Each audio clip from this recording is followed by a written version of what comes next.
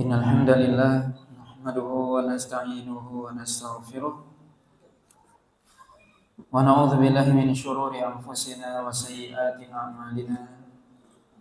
May yahdihillahu fala mudilla lahu wa may yudlil fala hadiya lahu.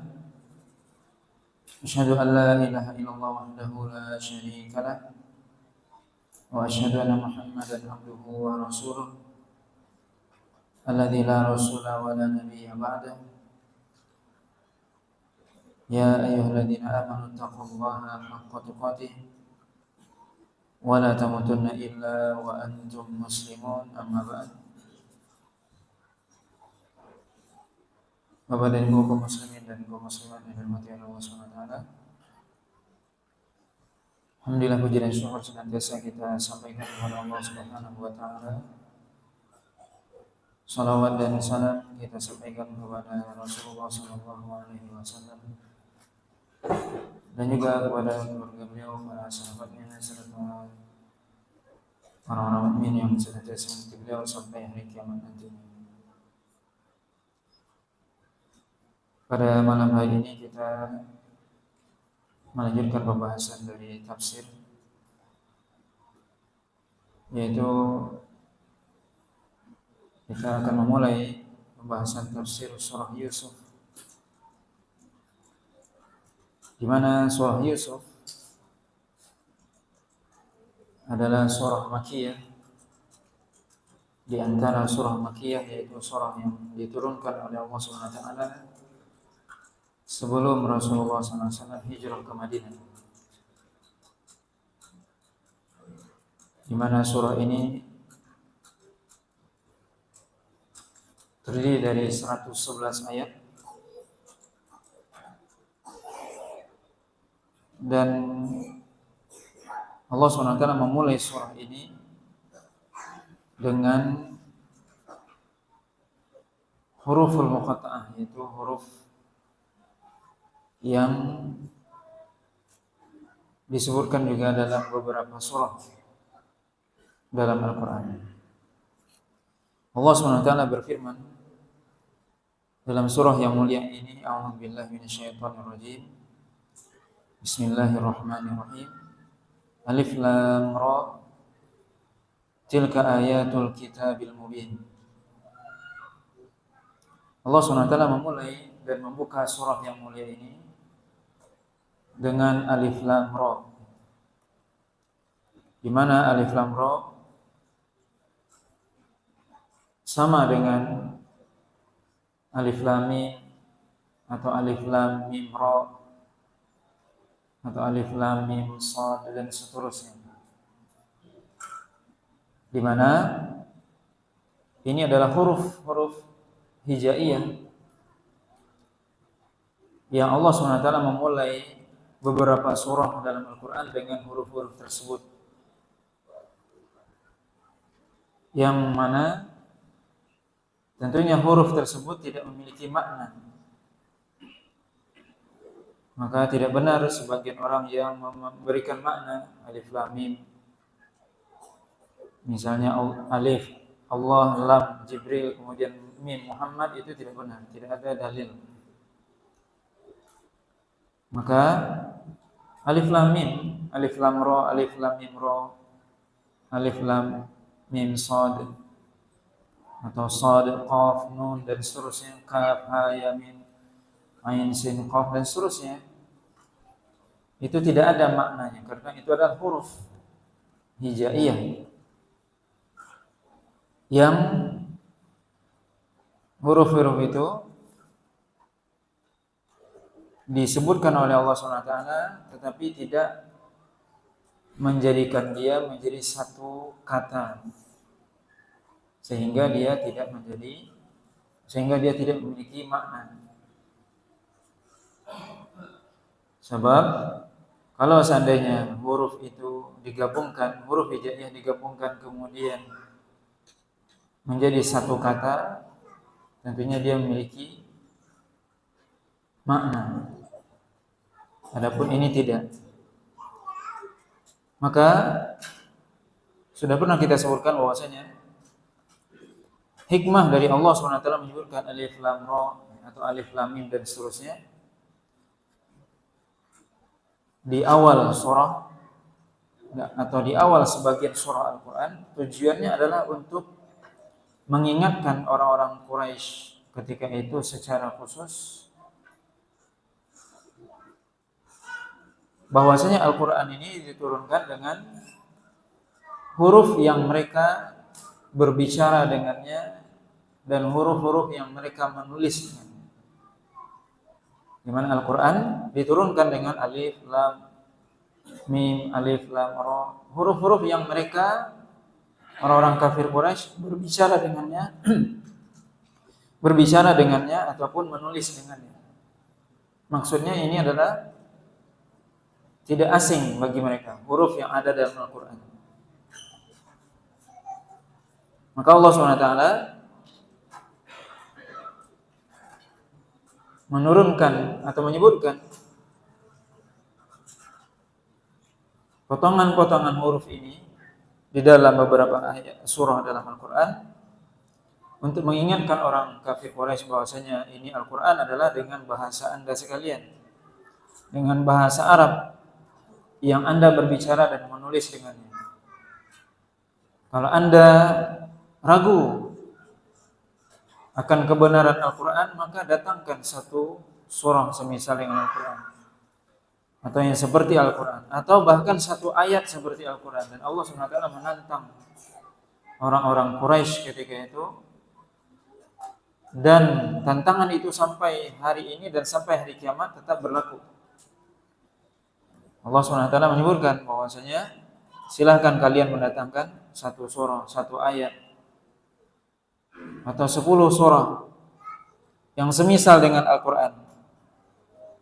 Jika kalian ragu bahwasanya Al-Quran ini datang dari Allah SWT, di mana Al-Quran datang dari Allah SWT dan diturunkan dengan bahasa kalian, dengan bahasa Arab yang kalian sehari-hari berbicara dengannya dan menulis dengannya, tapi kalian ragu dan bahkan kalian menuduh bahwasanya Al-Quran dibuat oleh Muhammad, maka coba datangkan yang semisal dengan Al-Quran. Satu ayat saja mereka tidak mampu. Itu orang-orang kafir Quraisy dan orang-orang setelah mereka. Sampai hari ini dan sampai hari kiamat, maka tidak ada satupun dari makhluk yang mampu mendatangkan satu ayat yang semisal dengan Al-Quran. Yang mana menunjukkan Al-Quran adalah kitabullah. Al-Quran adalah kalamullah, perkataan Allah SWT, bukan perkataan manusia.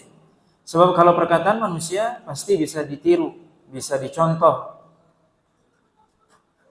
Tapi ternyata Al-Quran bukan perkataan manusia, bukan perkataan makhluk, sehingga tidak bisa dicontoh, tidak bisa ditiru. Allah SWT mengatakan,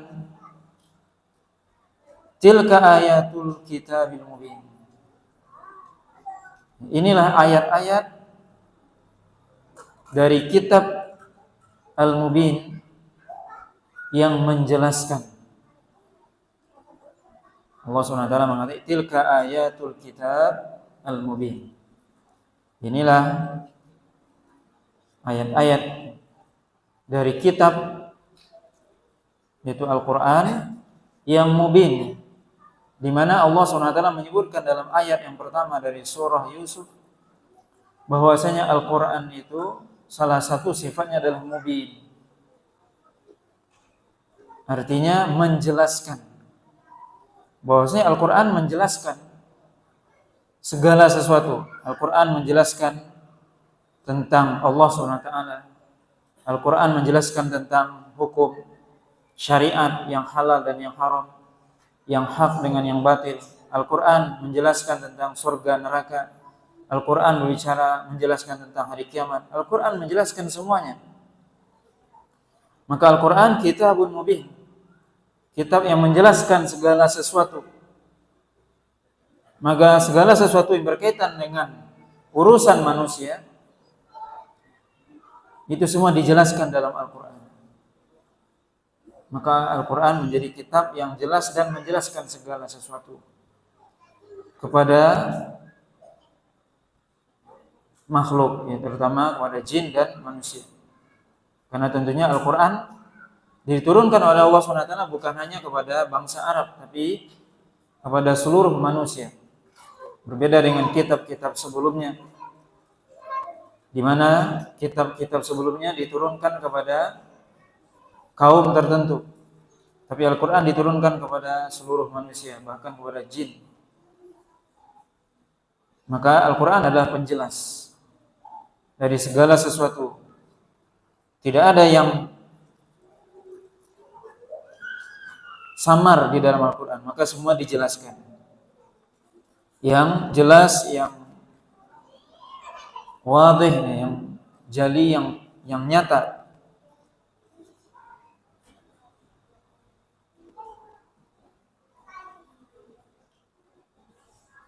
Kemudian juga Imam Ibnu Katsir mengatakan, Al-Mubin bimana alladhi yufsih anil asya' al-mubhama wa yufassiruha.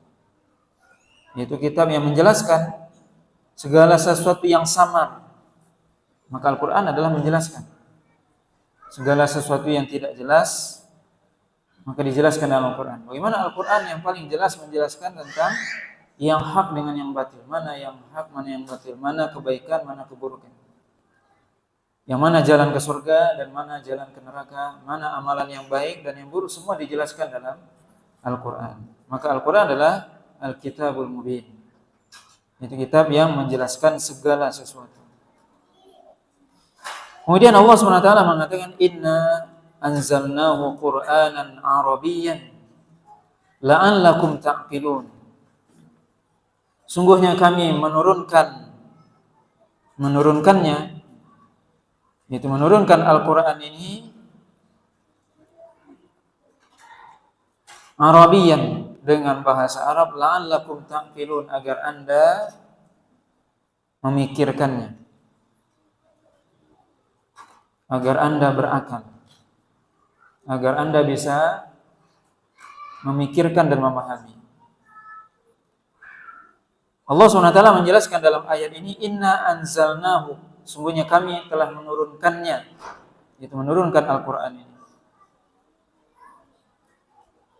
Ayat ini menunjukkan, kata para ulama, dan ayat-ayat yang semisalnya, ayat-ayat yang menjelaskan bahwasanya Al-Quran diturunkan, menunjukkan bahwasanya, atau ayat tersebut menjadi dalil secara tidak langsung bahwasanya Allah SWT berada di langit atau di tempat yang tinggi.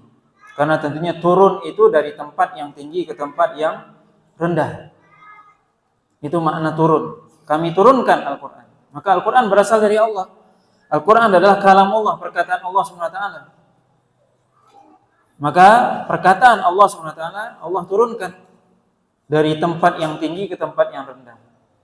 Berarti Allah SWT berada di tempat yang tinggi. Maka ini menjadi dalil bahwasanya Allah berada di tempat yang tinggi, di langit, fis sama. Dan tentunya banyak dalil yang menunjukkan bahwasanya Allah SWT berada di tempat yang tinggi, di langit, dan ini adalah salah satunya. Dan ayat-ayat yang semisal dengan ini yang menyebutkan bahwasanya Allah menurunkan Al-Quran. Allah SWT menurunkan Al-Quran Arabiyyan la'allakum ta'qilun, yaitu dengan bahasa Arab. Al-Imam Ibnu Katsir mengatakan bahwasanya bahasa Arab adalah bahasa yang paling fasih dari seluruh bahasa, dan bahasa yang paling jelas dari seluruh bahasa, dan bahasa yang paling luas, dan bahasa yang paling banyak makna. Dan Allah SWT menurunkan Al-Quran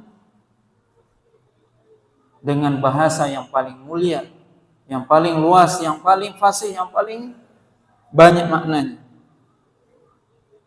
Allah turunkan Al-Quran, kitab yang paling mulia, dengan bahasa yang paling mulia, kepada Rasul yang paling mulia, melalui perantara malaikat yang paling mulia, dan diturunkan pertama kali di tempat yang paling mulia, yaitu di Makkah. Dan juga Allah SWT menurunkan pada waktu wahyu turun pertama kali di bulan yang paling mulia, atau yaitu di bulan Ramadan. Maka seluruh kemuliaan terkumpul dalam Al-Quran, di mana Al-Quran diturunkan dalam bahasa yang paling mulia, yaitu bahasa Arab. Seluruh bahasa yang Allah SWT memberikan kepada kita kemampuan untuk berbicara dengan bahasa-bahasa. Ar-Rahman 'allamal Qur'an, khalaqal insan 'allamahul bayan. 'Allamahul bayan artinya Allah SWT mengajarkan kepada kita berbicara dengan bahasa-bahasa yang Allah takdirkan, yang Allah pilihkan. Maka bahasa yang paling mulia adalah bahasa Arab. Dan Allah turunkan tentunya kepada kitab yang paling mulia. Tentunya sangat wajar Allah SWT menurunkan kitab yang paling mulia, yaitu Al-Quran, tentunya dengan bahasa juga yang paling mulia dibandingkan dengan kitab-kitab sebelumnya. Kitab yang paling mulia yang pernah Allah turunkan adalah Al-Quran. Maka Al-Quran lebih mulia daripada Zabur, Taurat, Injil, dan sebagainya. Maka ini adalah keyakinan bahwasanya Al-Quran adalah kitab yang paling mulia. Maka tentunya seorang muslim harus bangga dengan kitabnya Al-Quran. Bukan malah ada sebagian orang merasa bangga dengan Injil atau Taurat atau Zabur atau kitab-kitab sebelumnya atau kitab yang lainnya, yang itu buatan manusia. Yang Allah turunkan cuma kitab Taurat, Injil, dan Zabur. Tapi yang paling mulia Al-Quran. Lalu ada orang hari ini dia lebih merasa bangga kalau baca Injil, tidak bangga baca Al-Quran. Ini orang yang tidak memiliki kepribadian, tidak memiliki izzatun nafs, yaitu keagungan jiwa. Bagaimana seorang muslim bangga dengan kitab selain Al-Quran? Padahal Al-Quran kitab yang paling mulia. Lalu dia bangga dengan kitab selain Al-Quran. Disebutkan dalam hadis bahwasanya pernah suatu ketika Umar bin Khattab radhiyallahu ta'ala anhu pernah membawa beberapa lembaran Taurat. Kemudian dalam sebuah riwayat disebutkan beliau membaca di hadapan Nabi, atau beliau mengatakan ini Taurat wahai Rasul. Maka kemudian berubah wajah Nabi SAW. Maka Nabi mengatakan, wahai Umar, kalau seandainya Musa hari ini hidup, tidak ada pilihan bagi dia kecuali untuk mengikuti aku. Itu kata Nabi. Lalu ada orang muslim hari ini dia malah mengikuti orang Yahudi dan Nasrani. Kata Nabi SAW, kalau Musa hari ini kalau Musa hari ini hadir, tidak ada pilihan buat dia kecuali mengikuti aku. Lalu bagaimana orang muslim hari ini? Seorang muslim hari ini dia bangga dengan membaca Injil dan Taurat. Yang tentunya Injil dan Taurat itu hari ini sudah banyak yang diselewengkan, dihapus, ditambah, dikurangi, dan sebagainya. Diganti sesuai dengan selera dan keinginan mereka. Maka Allah SWT menurunkan Al-Quran, kitab yang paling mulia, kepada Nabi yang paling mulia. Nabi yang paling mulia Rasulullah SAW. Nabi mengatakan, ana sayyidu waladi Adam wala fakhar. Aku adalah pemimpin anak cucu Adam, dan itu bukan sebuah kebanggaan kata Nabi, tapi itu realita. Aku adalah pemimpin seluruh anak cucu Adam. Maka Nabi Muhammad SAW adalah Nabi paling mulia. Maka Allah SWT menurunkan kepada Nabi paling mulia kitab yang paling mulia. Tentunya juga dengan bahasa paling mulia, bahasa paling sempurna, di tempat yang paling mulia, yaitu Mekah.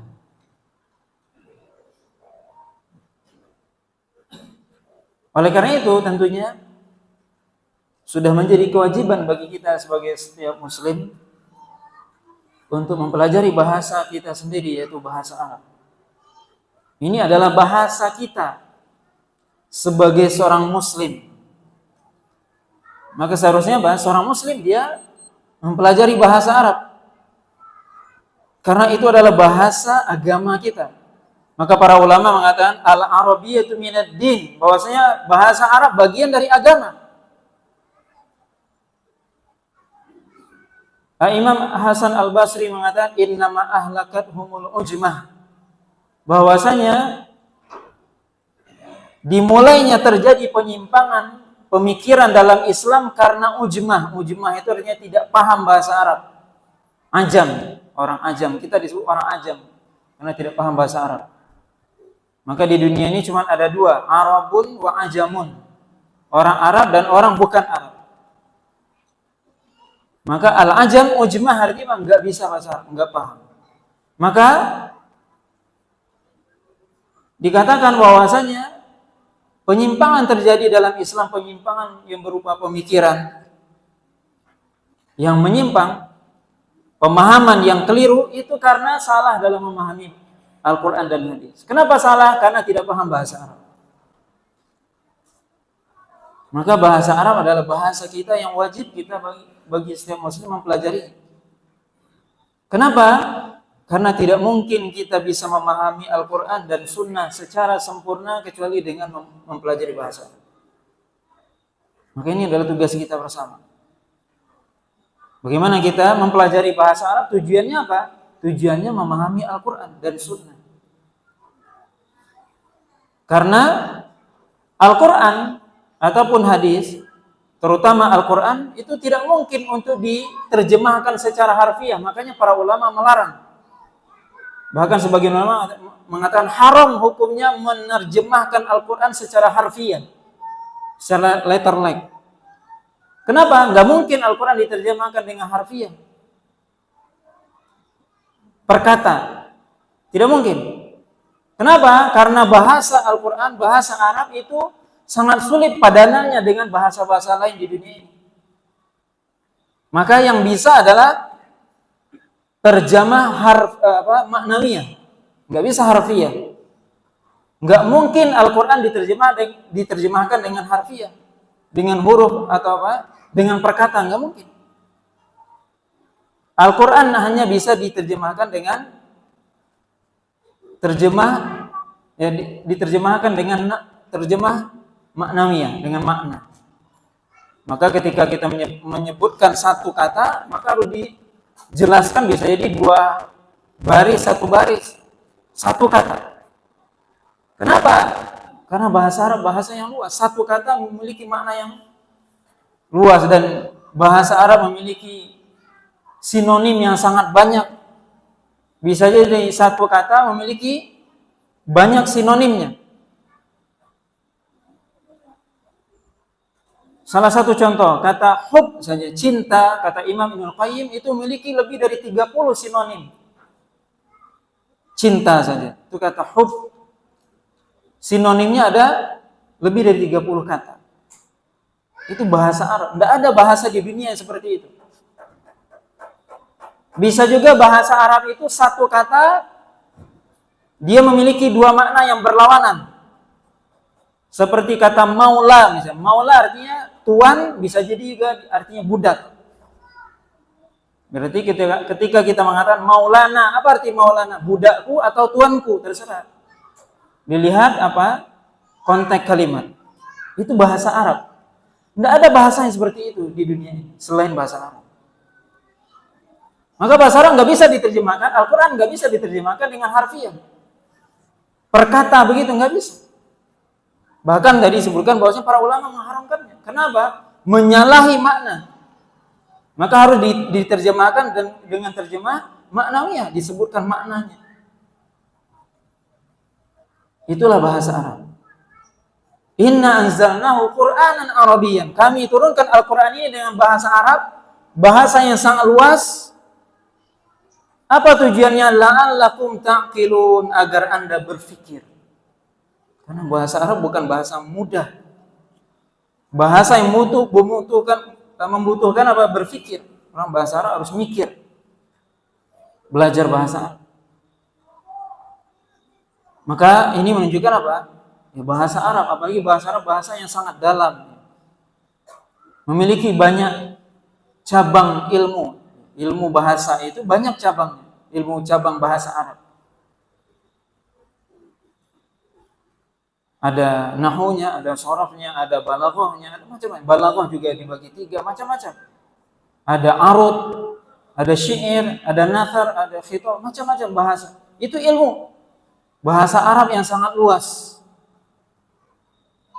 Yang tentunya kita sebagai seorang muslim mestinya bangga dengan bahasa Arab. Karena ini apa? Bahasanya Al-Quran dan bahasanya kita. Dan tentunya kita bersemangat dalam mempelajari bahasa ini. Apa tujuannya? Untuk memahami Al-Quran. Bukan kita belajar bahasa Arab supaya saya bisa pergi ke Arab sana, jadi TKI atau TKW, bukan itu. Itu gampang kalau bahasa itu. Bukan untuk itu, tapi kita mempelajari bahasa Arab, bahasa Al-Quran agar kita memahami Al-Quran. Memahami sunnah Nabi SAW. Dengan makna, dengan pemahaman yang benar. Sebab tadi apa disebutkan? Terjadinya penyimpangan dalam agama ini karena salah dalam memahami Al-Quran dan Sunnah. Di zaman sahabat tidak ada penyimpangan. Kenapa? Karena mereka paham Al-Quran. Karena mereka orang-orang yang fasih dalam bahasa Arab. Kapan terjadi penyimpangan pertama? Yaitu di zamannya tabi'in. Dan itu yang melakukan penyimpangan adalah orang-orang ajam. Sebutlah firqah yang pertama, namanya firqah Jahmiyah, yang dia pendirinya adalah Jaham bin Safwan. Jaham bin Safwan adalah orang yang dia disebutkan keturunan Yahudi atau belajar kepada Yahudi. Yang jelas gurunya Ja'ad ibn Dirham, yang dia adalah Yahudi, bapaknya dulu Yahudi. Jadi memang yang merusak, yang dia tidak paham bahasa Arab. Dan tentunya dia memang memiliki, satu, tidak punya ilmu, yang kedua memang niat yang buruk untuk menghancurkan Islam. Sehingga dia mentakwil ayat atau mengatakan Allah Subhanahu wa taala tidak punya sifat. Tidak punya nama dan sifat. Atau orang-orang Khawarij yang mereka membaca Al-Qur'an tadi tapi tidak memahami Al-Qur'an, kecuali hanya sekedar membaca saja, tidak memahami. Kata Nabi, la yujawizi taraqiyahum atau kama qala sallallahu alaihi wasallam, yaitu mereka membaca Al-Qur'an tapi tidak melewati kerongkongan mereka. Maksudnya apa? Tidak masuk ke dalam hati mereka, hanya sekedar hafal atau membaca saja, tidak mereka pahami makna yang sesungguhnya, sehingga mereka salah dalam memahami ayat. Kita bisa bayangkan kalau mereka itu orang-orang Khawarij, orang-orang Jahmiyah yang mereka hidup di zaman abad pertama Hijriah, yang mereka sebagian besar mereka adalah orang Arab. Mereka saja salah dalam memahami ayat Al-Quran, pemahaman dalam memahami Al-Quran. Bagaimana orang-orang setelah mereka yang mereka tidak paham bahasa Arab sama sekali, naudzubillah, kemudian berbicara tentang Al-Quran dan hadis. Maka tentunya dalam hal ini Allah SWT ketika mengatakan inna anzalnahu Qur'anan Arabiyyan la'allakum ta'qilun. Kami turunkan Al-Qur'an dengan bahasa Arab agar kalian berpikir, agar kalian menggunakan akal kalian, agar kalian memahaminya dengan baik. Agar kita mempelajari Al-Qur'an, mempelajari bahasa yang mulia ini. Dan tentunya juga bahasa Arab tentunya perlu untuk disebarluaskan. Karena ini bahasa kita, bahasa umat Islam. Maka mestinya kita umat Islam ya, bahasa kita, bahasa induk kita bahasa Arab. Mestinya. Kita bisa lihat dulu bagaimana orang-orang terdahulu ketika di zaman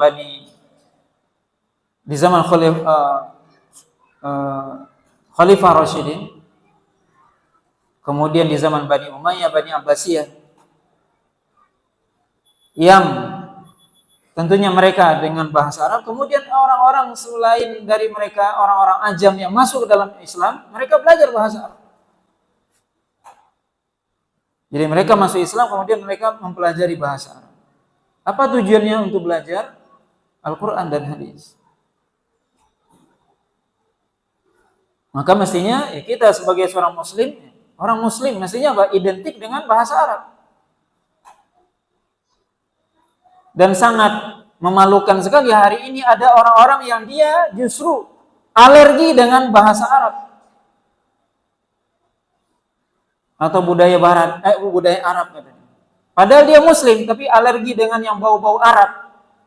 Na'udzubillah. Hari ini orang lebih senang dia kalau bau-bau Barat, bau-bau Amerika dan sebagainya, Eropa, itu senang mereka. Itu adalah bentuk propaganda, perang pemikiran, perang budaya.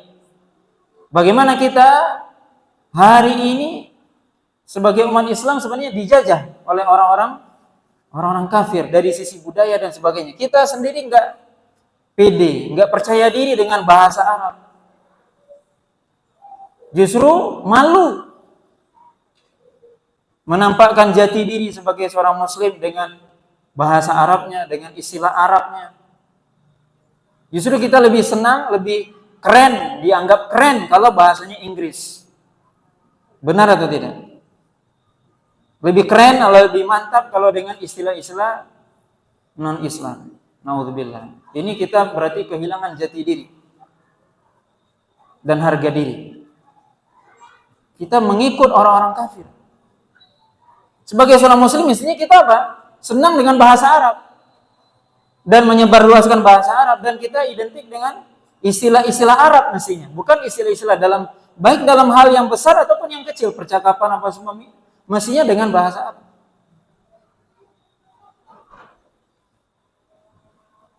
Tapi sebagian kaum muslimin hari ini justru dia alergi dengan bahasa Arab, bau-bau Arab dia nggak mau. Maunya bau Barat. Na'udzubillah.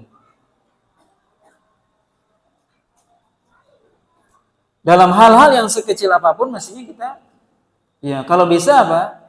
Menyebarkan bahasa Arab itu semampu kita. Bagaimana kita dengan istilah-istilah bahasa Arab itu enggak asing. Mestinya seperti itu. Sampai hal yang paling kecil, misalnya kita memanggil anak atau anak memanggil kita, mestinya dengan istilah bahasa Arab. Coba kita lihat nanti dalam surah Yusuf. Dalam surah Yusuf, ketika Nabi Yusuf menceritakan kepada bapaknya mimpinya, apa kata Nabi Yusuf? Ya abati, wahai bapakku. Ya, dengan bahasa Arab. Istilah itu mestinya ada di dalam kitab. Itu minimal kita, istilah abi atau umi misalnya. Itu contoh sederhana. Kenapa kita pakai istilah papa, mama, papi dan sebagainya? Itu bukan istilah Islam. Itu kita sudah dari hal yang kecil itu. Kita sudah diserang oleh pemikiran-pemikiran orang-orang di luar sana. Kita mulai dari yang kecil. Kita mestinya membudayakan, menyebarluaskan istilah-istilah Islam, istilah Arab dalam keluarga kita minimal.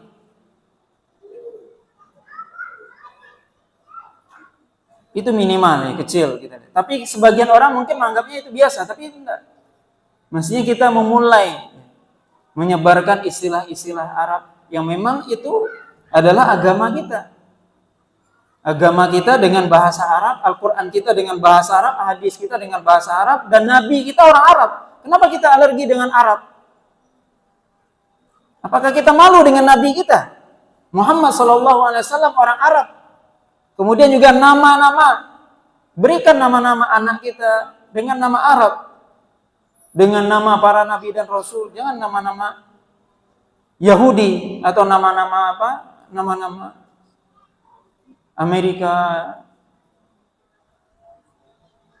nama-nama orang luar sana, nama-nama bahasa asing, bahasa Inggris, kelihatannya lebih keren. Ini salah. Ini berarti apa? Kita sudah kalah dari sisi apa? Kita tidak punya harga diri. Kita tidak punya kepercayaan diri. Kita umat yang berarti kehilangan jati diri. Justru kita mengikut ya. Orang kalau dia kehilangan jati diri, dia akan mengikut orang lain. Tapi seseorang kalau punya jati diri, dia akan bagaimanapun dia tetap tegar.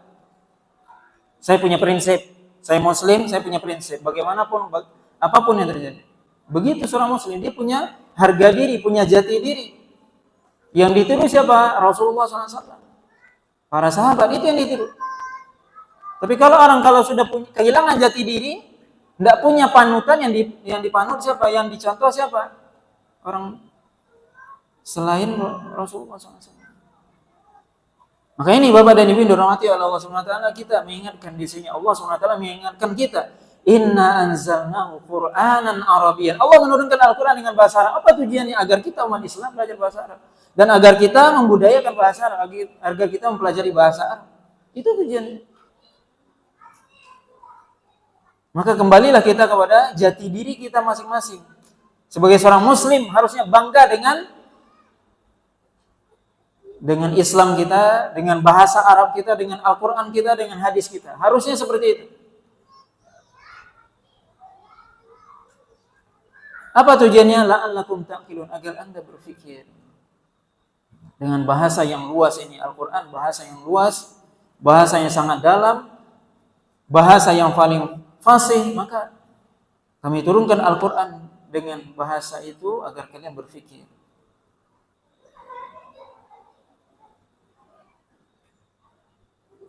Kemudian Allah SWT melanjutkan dalam ayat yang ketiga, nahnu naqussu 'alaika ahsanal qasasi bima awhayna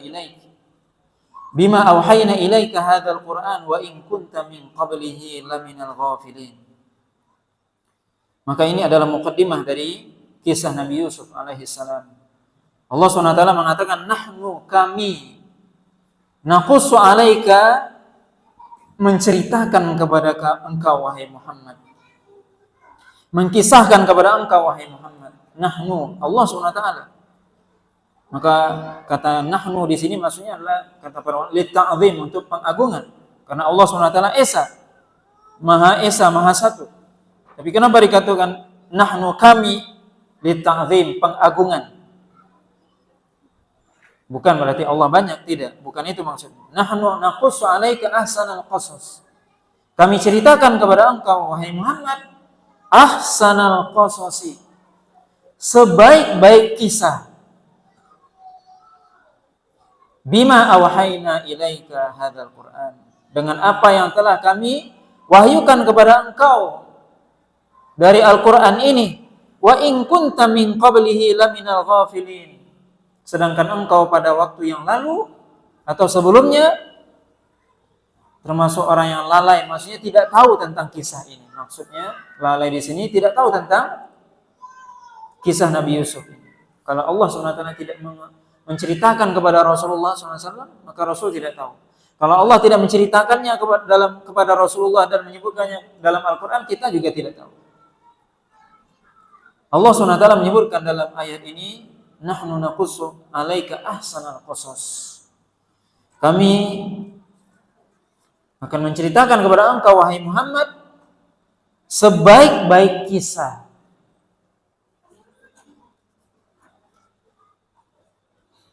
Para ulama menjelaskan kenapa surah Yusuf atau kisah Nabi Yusuf alaihi salam disebut ahsanal qasas, sebaik-baik kisah.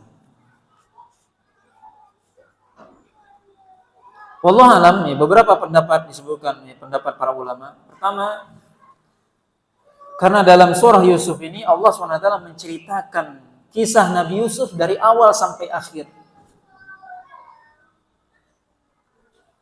dalam satu surah. Dan bisa kita lihat bahwasanya ini salah satu surah yang menceritakan kisah seorang nabi utuh dari awal sampai akhir. Hanya dalam surah Yusuf dan hanya kisah Nabi Yusuf. Berbeda dengan kisah-kisah yang lain. Allah ceritakan, misalnya cerita yang paling banyak siapa? Para ulama jelaskan kisah yang paling banyak Allah ceritakan adalah kisah Nabi Musa. Tapi kisah Nabi Musa tidak diceritakan di satu tempat. Allah ceritakan di dalam surah Al-Baqarah, ada di dalam surah Al-Qasas, ada dalam surah Toha, dalam surah Asy-Syu'ara dan seterusnya. Banyak surat yang menceritakan kisah Nabi Musa. Walaupun tentunya disebutkan para ulama, kisah yang Allah banyak ulang adalah kisah Nabi Musa. Tapi tidak disebutkan dalam satu surah saja. Tapi dalam banyak surah. Dan itu potongan-potongan. Tapi kisah Nabi Yusuf alaihi salam, Allah SWT ceritakan kisah Nabi Yusuf utuh dari awal Nabi Yusuf kecil sampai akhir dari perjalanan hidup Nabi Yusuf nantinya. Dari awal beliau diberikan oleh Allah SWT ibtila, cobaan, rintangan, sampai beliau mendapatkan akhir kehidupan yang baik. Itu semua Allah ceritakan dalam surah Yusuf secara utuh. Maka wallahu alam, ini salah satu pendapat para ulama. Kenapa surah kisah Nabi Yusuf dikatakan ahsanal qasas? Yang kedua, di antara para ulama menjelaskan bahwasanya kisah Nabi Yusuf dikatakan kisah yang paling baik. Karena kalau kita cermati dan kita akan mencermati dan kita perlu mentadaburi, mempelajari dan mengambil faedah yang sangat banyak dari kisah Nabi Yusuf. Para ulama menjelaskan karena dalam kisah Nabi Yusuf ini diceritakan berbagai macam aspek kehidupan. Dan dalam berbagai macam aspek peran Nabi Yusuf ketika beliau masih kecil, ketika beliau bagaimana beliau diberikan ujian oleh Allah SWT.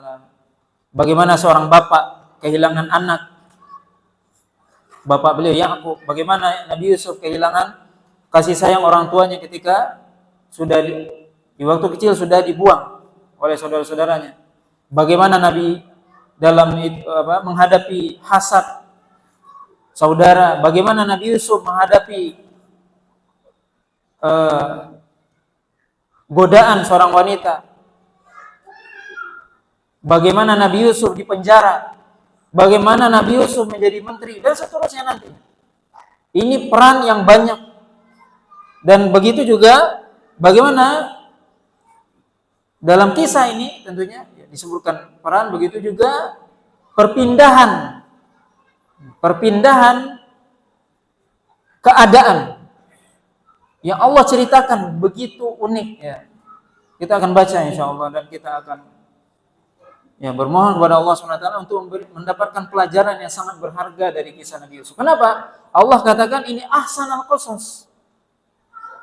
Maka perlu kita mempelajari tafsir surah Yusuf dengan pelan-pelan. Karena apa? Karena ini adalah kisah yang paling baik dalam Al-Quran yang secara utuh Allah sebutkan bagaimana perpindahan keadaan-keadaan Nabi Yusuf. Bagaimana faedah-faedah yang sangat banyak. Dan memang Allah SWT menyebutkan di awal kisah nantinya dan juga di akhir surah. Bagaimana Allah mengatakan laqad kana fi Yusuf wa ikhwati ayatul lisailin, bahwasanya di dalam kisah Nabi Yusuf dengan saudaranya ada ayat tanda-tanda kebesaran Allah SWT. Kemudian Allah SWT katakan di akhir surah Yusuf, laqad kana fi qasasihim ibratun. Sungguh dalam kisah-kisah mereka adalah ibrah, ada pelajaran yang sangat banyak. Tapi bagi siapa yang bisa mengambil pelajaran itu? Kata Allah SWT, lisailin, bagi orang yang bertanya, bagi orang yang mempelajarinya. Maka ini disebutkan oleh para ulama. Jadi para ulama menjelaskan Allah Ta'ala alam, kenapa dikatakan kisah Nabi Yusuf kisah yang paling bagus yang Allah ceritakan dalam kisah dalam Al-Quran, karena memang Allah SWT sendiri menyebutkan bagaimana keadaan Nabi Yusuf yang berpindah dari satu keadaan kepada keadaan yang lain yang begitu banyak. Kita bisa lihat nanti begitu banyak peran Nabi Yusuf, begitu banyak keadaan-keadaan Nabi Yusuf dan bagaimana beliau menghadapinya semua. Dan itu perlu kita mengambil pelajaran yang mana pelajaran itu bisa kita praktekkan dalam kehidupan sehari-hari. Maka kisah Nabi Yusuf bukan kisah awang-awang yang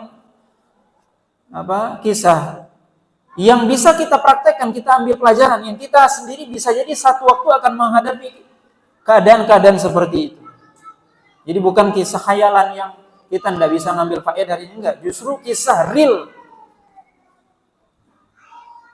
dalam kehidupan kita sebagai seorang manusia, sebagai seorang muslim tentunya. Nah, wallahu ta'ala mungkin ini sebagai mukaddimah ya dari kisah Nabi Yusuf atau surah Yusuf. Insyaallah kita akan lanjutkan pada kesempatan yang akan datang. Wallahu ta'ala alam. Wa sallallahu ala nabiyyina Muhammadin wa ala alihi wasallam. Wassalamualaikum warahmatullahi wabarakatuh.